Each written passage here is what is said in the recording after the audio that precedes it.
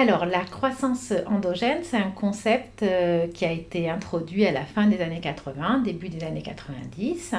par Paul Romer, qui est un économiste américain de l'Université de New York, et qui a obtenu donc cette année, en 2018, ce que l'on appelle le prix Nobel d'économie, qui est en fait un prix décerné par la Banque de Suède en l'honneur d'Alfred Nobel. Ce concept a beaucoup révolutionné au début des années 90, donc notre analyse des sources de la croissance. Cette analyse, elle s'était construite sur des travaux qui avaient été développés principalement dans les années 50, 60, par Robert Solow par exemple, et qui avaient établi, à cette époque, qui avaient quantifié le fait que derrière l'enrichissement de nos sociétés, le facteur prépondérant était le progrès technologique. La question qui se pose ensuite, c'est d'où proviennent ces avancées scientifiques? Est-ce qu'elles sont uniquement la résultante d'activités qui se réalisent hors de la sphère économique, donc dans la sphère scientifique, et qui sont donc exogènes pour l'économie, ou est-ce qu'elles sont la résultante du fonctionnement même de nos économies, et auquel cas elles sont endogènes à la sphère économique. Et donc la contribution de Paul Romer a été exactement ça, de comprendre comment nos économies tout simplement produisent de la connaissance sur la base d'incitations économiques. Alors c'est assez complexe comme question parce que la connaissance par nature a une propriété de bien public, elle se diffuse très facilement, elle se copie très facilement, donc il faut comprendre comment les institutions économiques créent en fait les incitations pour que les entreprises, pour que des agents privés investissent dans la recherche et développement. Et dans cette nouvelle analyse, on voit que les marchés, s'ils sont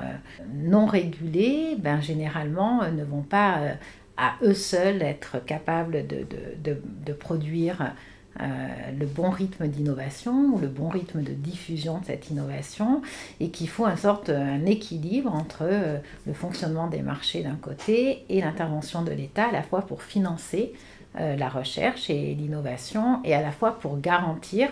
que cette innovation peut être en partie appropriable, mais en partie diffusable. Alors, le dernier point qui est intéressant de souligner sur ce concept de croissance endogène, c'est que, en fait, le prix Nobel qui a été décerné à Paul Romer a été conjointement décerné à un autre économiste, William Nordhaus, qui, lui, n'a pas travaillé sur les sources de la croissance économique, mais plutôt sur les conséquences environnementales de cette croissance économique. Donc, cet économiste a développé dans les années 70-80, donc avant même la révolution de la croissance endogène, a développé les premiers modèles qui ont permis de quantifier l'impact sur l'épuisement des ressources naturelles, l'impact sur le réchauffement climatique de la croissance économique, du développement de nos activités industrielles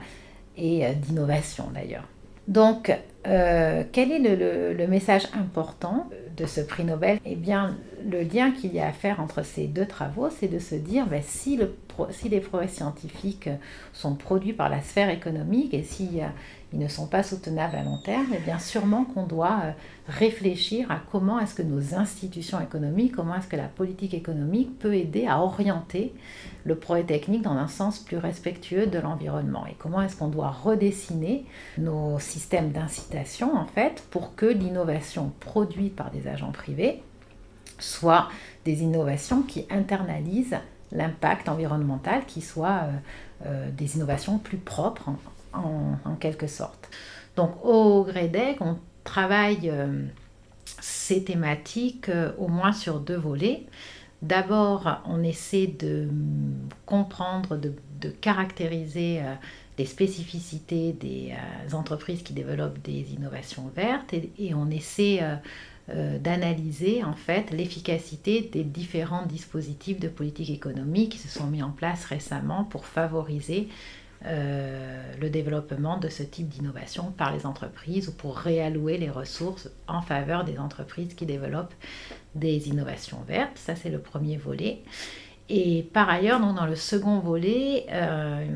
on se concentre, on analyse plus spécifiquement l'impact de la révolution donc, digitale, de la révolution du numérique. Donc ces nouvelles technologies soulèvent des enjeux spécifiques en matière à la fois de croissance, de la nature de la croissance qu'elles impulsent, potentiellement une croissance plus inégalitaire, comme on peut constater certaines tendances à l'accroissement des inégalités, et également une croissance qui pose des défis spécifiques, de nouveaux défis en matière d'environnement, et donc on essaie d'analyser les implications de cette révolution numérique actuellement. Voilà, c'est un champ très actif de notre recherche.